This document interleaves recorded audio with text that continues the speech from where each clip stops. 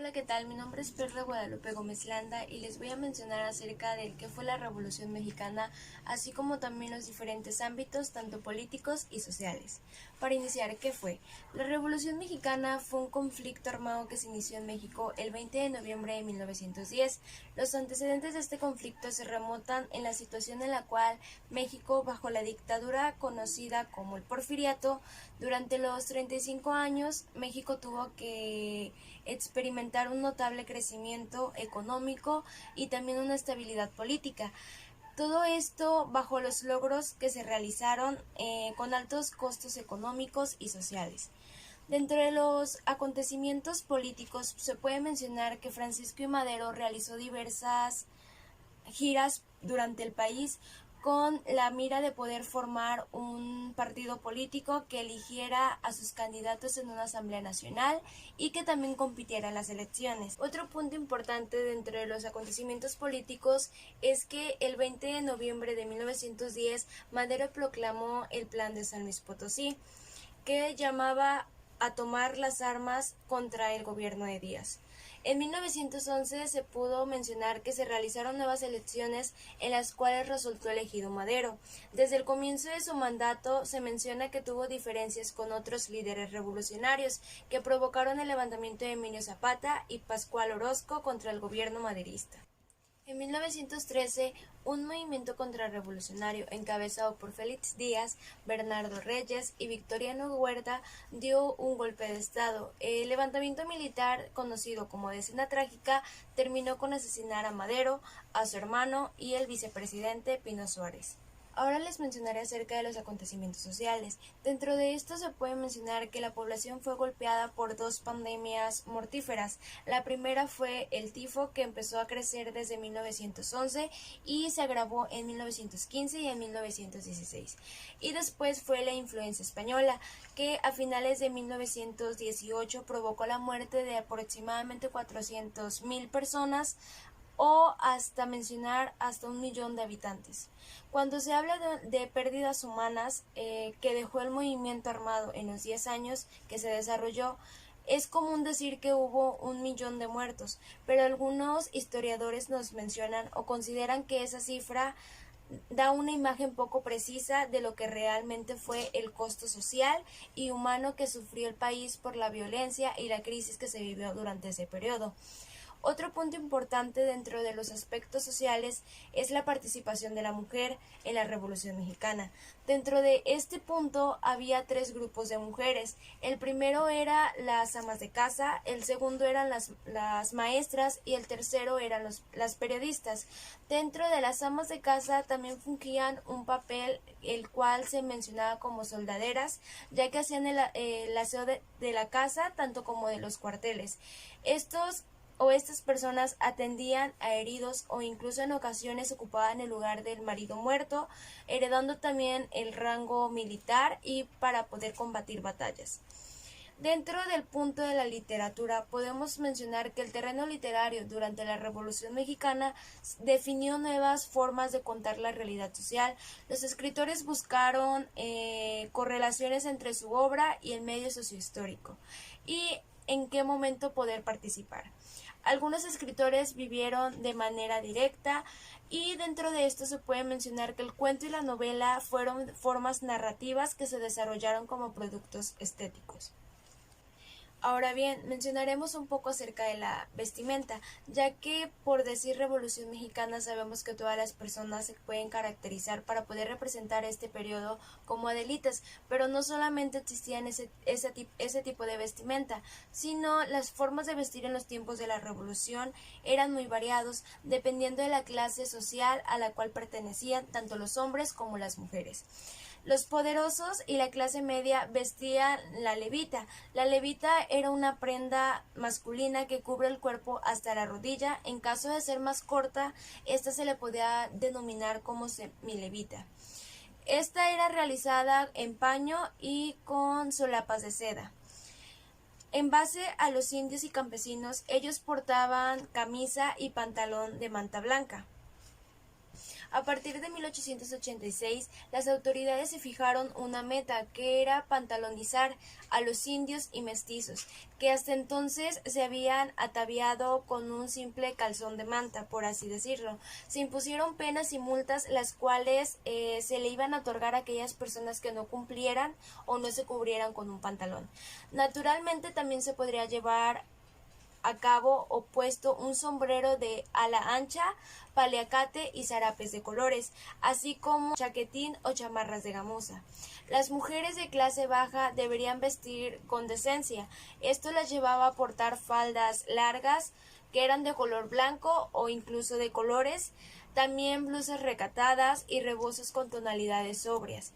La indumentaria o vestimenta de los poderosos incluía que, además de la levita que se mencionó anteriormente, también podían portar smoking y sacos de tweed para las ocasiones informales. Todo esto con una paleta que sumaba el color negro, el color azul, el color café, el color gris, el color verde seco, beige, blanco y marfil. Esto llevaba un complemento obligatorio, el cual era un sombrero que debía ser según el caso, ya sea de copa, de bombín o de canutier. A mediados del siglo XIX se suprime el uso del corset en las mujeres de clase alta, y las estolas de tul y las capas de abrigo con telas pesadas, así como también que incluían pieles o plumas, era un complemento obligatorio que debía de ir con su vestimenta de corset de las damas. Para dar un mayor realce a los peinados, estas damas era muy común que usaran extensiones, trenzas o incluso postizos. Sobre ellos se podían colocar inmensos sombreros, en los cuales eran abundantes con ornamento. Los manojos de rosas, las plumas blancas y los galones de seda rodeaban la copa para poder hacerlo más bultoso y que fuera hasta cierto punto un poco más vistoso. Y eso es todo de mi parte. Muchas gracias. Mi nombre es Carlos Uriel Lombadillo y yo represento a Porfirio Díaz. Yo soy Porfirio Díaz Mori, una de las figuras más polémicas de nuestra nación. Nací el 15 de septiembre de 1830 y fallecí desterrado en Francia el 2 de julio de 1915 a la edad de 84 años. Debemos admitir que fui un gran patriótica que defendió la patria de la invasión estadounidense en 1846 y 1848. Me uní a los liberales de la Reforma para defender a la Constitución en 1857. Fui uno de los héroes de la historia de la Batalla de Puebla el 5 de mayo de 1862, al lado del general Ignacio Zaragoza. Fui uno de los más ardientes partidarios liberalistas y judiciales contra la segunda invasión francesa y el imperio Maximiliano de Habsburgo, y desperté en la ambición por el poder que llevaría por medio de las armas a ocupar la silla presidencial en mayo de 1867. Antes había ocurrido por la vía pacífica electoral para llegar a ella, pero como no pude contra Benito Juárez García en 1867 ni en 1871, después de la segunda derrota electoral decidí alzarme con armas con el plan de Noria en contra de la no reelección de Juárez, pero sin éxito. Sin embargo, yo, Porfirio Díaz, fui un hombre que no se dejaba vencer fácilmente. Era astuto, inteligente, perseverante para alcanzar mis metas. Por ello me levanté en armas nuevamente en 1879 en el plan de Tuxtepec, con la misma bandera de la no reelección, pero contra Sebastián Lerdo de Tejada, y me pude abrir camino por más de 30 años a lo que se conoce como la era porfirista. Buenas tardes, compañeros. Yo les voy a hablar sobre las ventajas y desventajas del porfiriato. Las ventajas y desventajas del porfiriato son una consecuencia del gobierno de Porfirio Díaz en México entre los años de 1876 y 1911. El general Porfirio Díaz, en sus 35 años de mandato, transformó económicamente a México, fundando un estado fuerte con estabilidad política. Se inició en 1876 tras derrocar al gobierno de Sebastián Lerdo de Tejada a través de un triunfo militar. En las décadas en que gobernó Porfirio Díaz, impulsó medidas y reformas que transformaron la estructura del país. Incrementó las inversiones extranjeras que desarrollaron la agricultura, la minería y la infraestructura vial. Como contrapartida, incrementó la diferencia entre clases y redujo a los pueblos originarios a la esclavitud. Porfirio Díaz fue derrocado el 20 de noviembre de 1910 por esta revolución y en mayo de 1911 abandonó el país exiliándose en Francia. Las ventajas del porfiriato. Se construyeron 19.000 kilómetros de vías férreas con una inversión extranjera y creó la red telegráfica para comunicar todo el país. Aumentó la inversión extranjera, trajo mejoras en minería, agricultura, petróleo, entre otras. Esto trajo aparejado la creación de una industria nacional. En 1891 se creó el reglamento, la ley que establece la educación como gratuita, laica y obligatoria.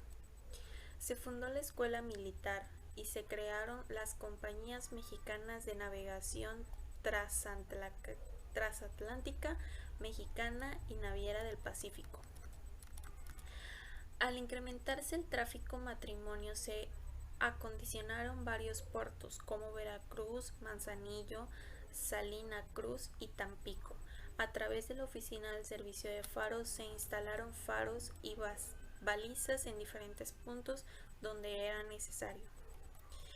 Se redujeron los gastos públicos con una administración adecuada y se ejerció mayor control de los ingresos. Los nuevos impuestos que se crearon no obstaculizaron el comercio. Se creó por orden directa del mismo día la Universidad Nacional Autónoma de México, la UNAM. Fue impulsado el desarrollo de las artes y la literatura, en especial la pintura. Desventajas del porfiriato. Trajo la política del porfiriato fue la gran concentración de tierras en la que trabajaban no eran sus dueños. Los peones trabajaban con el sistema de tiendas de raya, donde canjeaban los vales con los que terratenientes les pagaban. La industrialización y modernización del país estaban en manos de una minoría y solo permitían hacer negocios a los inversores extranjeros.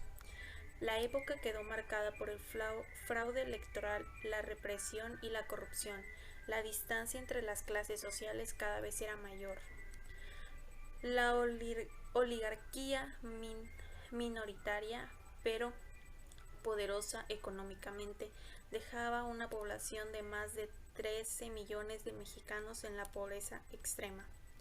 Se suma además la explotación sistemática de la población indígena, que fue regalada a la esclavitud. Díaz ordenó las zonas de explotación de aborígenes, siendo la más notable las de Yucatán y las de Valle Nacional. Después de provocar una amenaza para quitarle sus tierras, los que quedaron fueron esclavizados por las grandes latifundistas. Además, a los campesinos les fueron arrebatadas sus tierras por orden de Porfirio Díaz. Toda tierra que no estuviera ocupada debería ser confiscada y muchos campesinos fueron despojados de sus tierras a manos de muchos extranjeros. Todo esto fue el caldo de cultivo para que se produjese la revolución protagonizada por Francisco I. Madero, en el cual tuvieron participación activa Pancho Villa y Emiliano Zapata. Impacto económico. Hay 3 etapas. La primera se llama postelectoral. En 1910 se empieza a sentir que la economía los afectó en el cambio de sistema, aunque no podemos decir que México haya llegado en una crisis.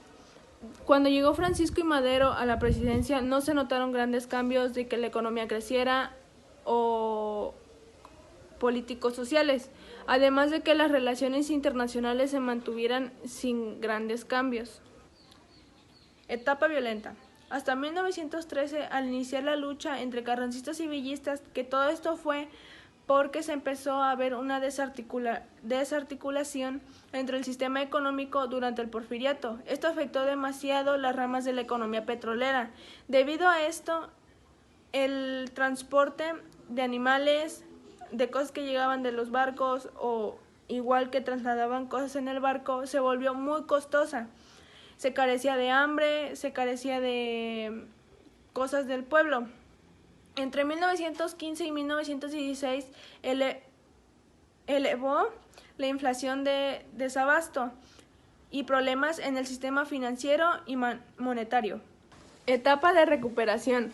Tras el término de la época armada y el inicio de una relativa estabilidad en 1915, que desembocó en la promulgación de la Constitución en 1917, el patrón oro regresó a ser usado para el transporte de mercancías. Además de la Primera Guerra Mundial, ayudó a frenar la salida de capitales ante la increíble certidumbre global. Durante los 10 años que abarcó la Revolución Mexicana, hay quienes estiman que el crecimiento promedio anual de la producción fue de 0.3%. Mi nombre es Francisco Ignacio Madero. Nací el 30 de octubre de 1873 en Coahuila. Mis principios fueron el respeto a la democracia, respeto a la Constitución, la no reelección y el sufragio, por mencionar algunos. En el año de 1910 se hizo público mi libro llamado La sucesión presidencial, en el cual hago pública mi crítica sobre la dictadura de Porfirio Díaz e invito a los ciudadanos a ejercer sus derechos políticos que les habían sido arrebatados por este mismo. Y motivé a la no reelección del presidente Díaz. En las elecciones de este mismo año me presenté como candidato a la presidencia de México. Sin embargo, antes de las elecciones, mi contrincante, Porfirio Díaz, se enoja, ya que no quiere tener enemigos, y dio la orden de mandarme a encerrar en San Luis Potosí, donde inicié un plan contra el porfiriato, llamado el Plan de San Luis Potosí, que era un llamado en armas contra el gobierno. Y finalmente, el 5 de octubre, desde Estados Unidos, publiqué dicho plan. Con esto puedo decir que inicié la Revolución Mexicana con el movimiento antirreeleccionista. En mayo de 1911, Porfirio Díaz y su vicepresidente, Ramos Corral, abandonaron el país hacia París, lo que dio pie a que en el mes de junio de 1911 llegara al gobierno.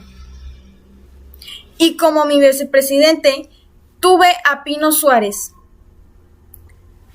Durante mi gobierno existieron distintas expectativas sobre mi mandato, como el resolver de manera inmediata los graves problemas de distribución de tierras, las exigencias de los obreros y la reforma jurídica para tener más leyes. Durante mi mandato, traté de mantener la estabilidad económica, social y la inversión extranjera que ya teníamos desde el porfiriato. Logré hacer que se hicieran y se defendiera la reforma política y agraria. A pesar de todo esto, el ambiente de libertad de prensa crece y empieza a atacarme con fuerza y constancia. Con esto iniciaron las rebeliones militares contra el gobierno, contra mí. Emiliano Zapata se sublima enarbolando el plan de Ayala, el cual exigía mi renuncia y la de mi vicepresidente Pino Suárez. Con todos esos acontecimientos, nombré como comandante de la División del Norte a Victoriano Huerta. Y finalmente, el 9 de febrero de 1913, Félix Díaz y Pascual Orozco encabezaron el cuartelazo de la Ciudadela para derrocarme de la presidencia, logrando quitarme del gobierno y encarcelándome con Pino Suárez. Esto culminó el 19 de febrero del mismo año con la Decena Trágica, y poco después, el 22 de febrero de 1913, nos asesinaron.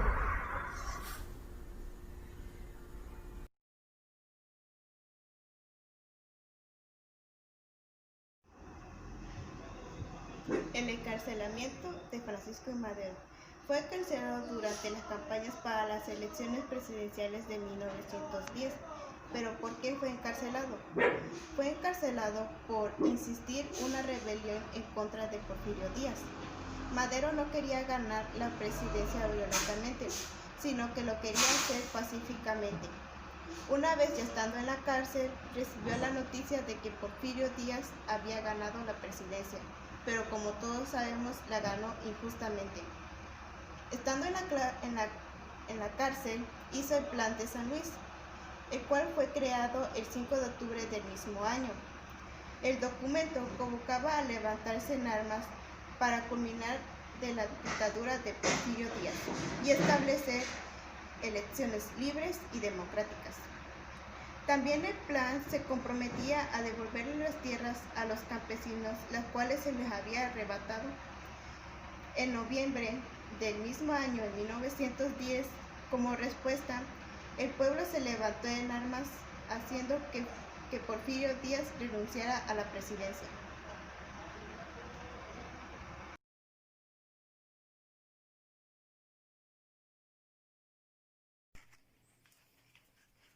Buenas tardes, compañeros y maestros. Les voy a explicar brevemente lo que fue los inicios de la Revolución Mexicana. Al principio estaba en el poder Díaz, que fue de 1877 a 1910. Después de eso, antes de 1910, Madero propuso la no reelección para Díaz, porque ya estaba exagerando en su mandato. Entonces lo que hizo Díaz fue encarcelar a Madero, y lo que hizo Madero, logró escaparse a Estados Unidos, y ahí mismo planteó y puso el Plan de San Luis, reclamando que Díaz no tenía derecho de estar en el poder. Después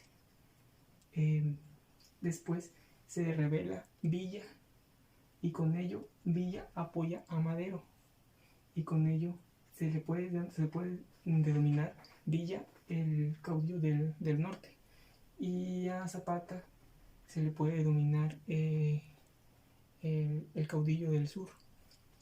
Ellos dos fueron uno de los más importantes, porque fueron los que encabezaron la revolución de indígenas, más que nada, el apoyo hacia una nueva reelección. Zapata lo que quería era que fuera tierra y libertad, que las tierras fueran para los pobres, no para los hacendados, porque en su época lo que hacía Díaz era solo darle la libertad y el poder a los hacendados, a los que tenían dinero, y a los pocos, muy pocos ricos, los ricos recibían privilegios y los pobres no recibían nada. Entonces, por eso Zapata se rebeló en contra de Díaz, y lo mismo pasó con Villa. Después, aquí no me doy cuenta, fue cuando se rebeló Madero contra Díaz. Ellos dos se pusieron de acuerdo, y Díaz, por lugar de Veracruz, se logró escapar a Francia, y después él tomó el poder, Madero. Después de eso viene con el plan de Ayala, reclamando que Madero no sigue las líneas que debían de ser. Quiere decir que darle los terrenos a los pueblos.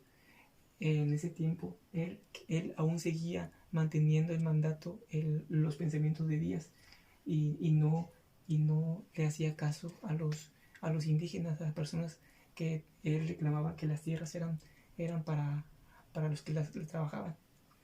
Después hubo un ataque entre Orozco y Victoriano Huerta, donde Victoriano Huerta mató a Orozco. Después Victoriano Huerta mató a Madero. En esta época él fue presidente de 1913 a 1914. Aquí hay que saber muy bien que él mató a muchos, en su época, a muchos políticos que estaban en su contra, y con ello se rebelaron Villa otra vez y listo. Yo voy a hablarles sobre las Adelitas. Uno de los grandes símbolos de la Revolución Mexicana fueron las Adelitas, también llamadas soldaderas. Fueron mujeres que participaron en la lucha armada, participaron en diferentes contingentes militares. Surgieron así el nombre de las Adelitas por un grupo de mujeres que su mayoría eran viudas, hijas o hermanas de los combatientes en esta lucha, desempeñando diversos puestos como cocineras, enfermeras o ayudantes. La primera que comenzó con este movimiento fue Adela Pérez. Era una enfermera y entró a brindar auxilio a los soldados que venían heridos. En eso se encontró a Antonio del Río, que por agradecimiento le escribió el famoso recorrido: si Adelita se fuera con otro, la perseguiría por tierra y por mar. Si fuera por mar, la perseguiría en un buque de guerra, y si fuera por tierra, en un tren militar. Las Adelitas, entre las actividades que realizaban estaban el propagar ideas revolucionarias, pasar telegramas o correos, y lo más peligroso de sus misiones era obtener información del enemigo, descubrir armas de los grupos aliados que necesitaran y presentar un conflicto. Ellas también igual entraban a la lucha. El rol de la mujer dentro de la Revolución Mexicana de 1910 a 1920 comúnmente es subestimado o incluso no se toma en consideración. Sin embargo, las mujeres de todas clases sociales fueron involucradas dentro de la guerra revolucionaria. Miles de mujeres fueron afectadas debido a este gran conflicto armado, en especial aquellas mujeres que habitaban en el campo. Estas mujeres no tuvieron otra opción más que unirse a la guerra. La mayoría de las mujeres soldados eran de una clase más alta que las soldaderas. La Güera Carrasco tenía una gran fortuna, incluso financió el ejército Carrasco. Carmen Vélez luchó en Tlaxcala con un ejército compuesto del Ejército Federal. Una de las grandes importantes es Chiquita. Era una mujer soldado del Ejército Federal de Estados Unidos y Francia. Sí, las mujeres soldados eran buenas para la batalla y podían subir de rango igual que los hombres. Una mayoría llegó a ser capitanas y otras coronelas. Pero ¿cuál era la diferencia entre las soldaderas y las mujeres soldado? Es que las soldaderas raramente tomaban las armas. Eran las mujeres soldados las que tomaban las armas y luchaban en el frente, aunque también realizaban otras funciones. Chiquita fue reconocida por realizar papel de espionaje y operaciones impresionantes, de las cuales robó papeles y documentos importantes. Entró a filas de Jiménez en el tiempo de la rebelión de Orozco, fingiendo ser una enfermera entrenada que estuvo sumando 40 heridos, pero un tiempo después se escabulló robando documentos de Orozco. Mi nombre es María Belén Hernández Ávila y pues yo les hablaré sobre la finalización de la Revolución Mexicana. Esta guerra duró 7 años, aunque pasó mucho más tiempo antes de que el país se lograra estabilizar. También la Revolución Mexicana se define como un movimiento de lucha armada, otros como el Periodo Negro, y también esta fue la guerra más sangrienta de América. Estas se puede decir que participaron grandes personajes como lo es Emiliano Zapata, Francisco I. Madero, Francisco Villa y entre otros, como ya les mencionaron mis compañeros anteriormente. Pues se considera que la promulgación de la Revolución Mexicana se eliminó con la promulgación de la Constitución de 1917. En ella perdieron los villistas, algunos grupos como villistas, zapatistas, algunos maderistas también, ya que no apoyaban del todo la Constitución de 1917. También con la Constitución de 1917 se incluían artículos sobre la separación de la Iglesia y el Estado, también sobre la soberanía nacional del subsuelo. Y pues en 1917 también se dispuso que el banco solo emitiera billetes y monedas de la nación, ya que pues con la guerra se buscaba un gran cambio político sobre la Revolución Mexicana. Y pues bueno, eso es lo más primordial, se puede decir. Y también al finalizar ella, pues como se dieron cuenta, hubo grandes pérdidas y pues por eso se le consideró como la guerra más sangrienta, además de que dejó grandes pérdidas económicas, como fueron grandes consecuencias y causas y consecuencias. Y eso sería todo mi parte, espero ya haya sido de su agrado. Buenas tardes, mi nombre es Venustiano Carranza. Nací en la población de Cuatro Ciénegas, Coahuila, un lugar en aquel momento contaba con un poco de 2,000 habitantes de la población. El 19 de febrero de 1856, por decreto Santiago Vidaburri, en el estado de Coahuila, fue anexado por el estado de Nuevo León, por lo que en 1856, en el año en que nací, Cuatro Ciénegas permanecieron a Nuevo León. Posteriormente, el 26 de febrero de 1864, Benito Juárez decretó la separación de Coahuila y Nuevo León. Yo fui un miembro muy reconocido de la familia, ya que siendo mi padre, Jesús Carranza Neira, militar de la causa republicana y ferviente, admira mucho a Benito Juárez, en cuya figura educó a muchos de sus hijos, el coronel Carranza, mi padre. También fui en varias ocasiones presidente municipal de Cuatro Ciénegas y jefe político de Monclova. Al fallecer, fui sustituido por el hijo de Ciénegas y jefe político, el presidente municipal, después de la muerte del presidente Francisco I. Madero. El gobernador del estado de Coahuila, Venustiano Carranza, se lanzó como lucha armada para restituir el orden constitucional. El 26 de marzo de 1913, yo proclamé el Plan de Guadalupe, en el que desconoció al gobierno de General Huerta. Además, dio un nombre de las Fuerzas Armadas que organizó, dominándolas al ejército constitucionalista. E igualmente en la base de la creación actual, el ejército mexicano, y representaba defensa en las instituciones que legalmente eran constituidas.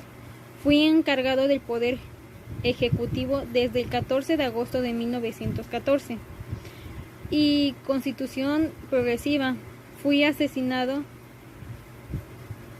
durante la rebelión de la Agua Prieta, Obregón, dirigido de la rebelión armada en abril de 1920, y Carranza huyó de la capital. Uno de los aspectos más importantes que hice fue que implanté la constitución política de los Estados Unidos mexicanos, que fue en el año de 1917. En el resultado fue innovación de respecto constitucional existentes en todo el mundo, por el establecimiento de las garantías sociales, incorporadas en el artículo 27 y 123. También, otro de los aspectos que hice fue que determiné de la propiedad de las tierras y las aguas correspondientes a la nación del interés público. Estaba por encima de la propiedad privada. También hice el Plan de Guadalupe, que lo acabé de mencionar, en la fecha de 1913, en el que desconoció el gobierno de usurpador Victoria Huerta. Otro de los aspectos que también realicé fue la Ley Agraria del 6 de enero de 1915. Establecí como ciudadano que ha sido presidente no tendría una reelección. Constituí los derechos humanos de todos los mexicanos de nacimiento, las garantías individuales y las divisiones de poderes. Fijo 8 horas la jornada máxima de trabajo, ya que como todos sabemos que hay personas que nos cansamos y normalmente la puse a 8 horas. Regulé el descanso semanal, los fines de semana. Marca de límite de trabajo de jóvenes entre los 12 y 16 años. Prohibí el trabajo de los niños. Y por lo último realicé los divorcios.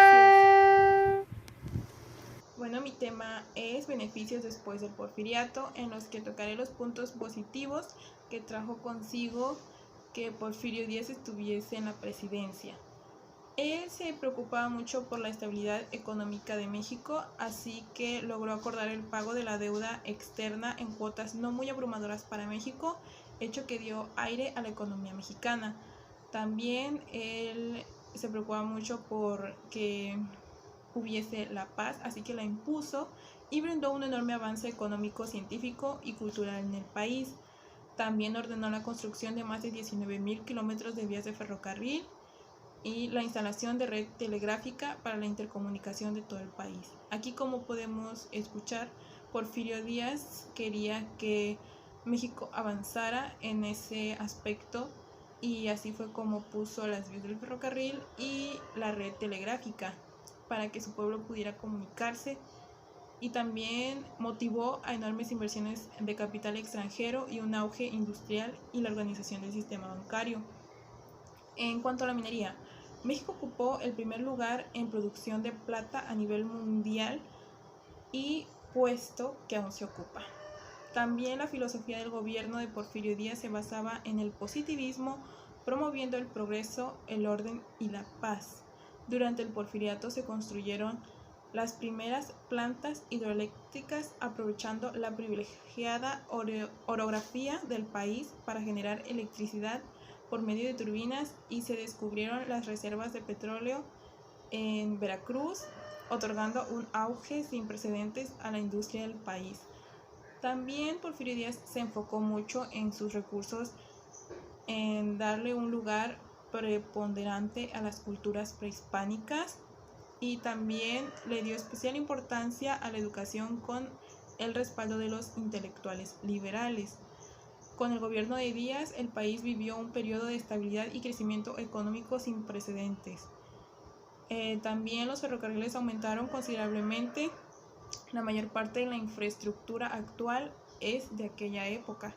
Entonces podemos ver aquí un punto considerable, que fue que Porfirio Díaz trajo también cosas muy buenas y en base a eso aún se utilizan hoy en día.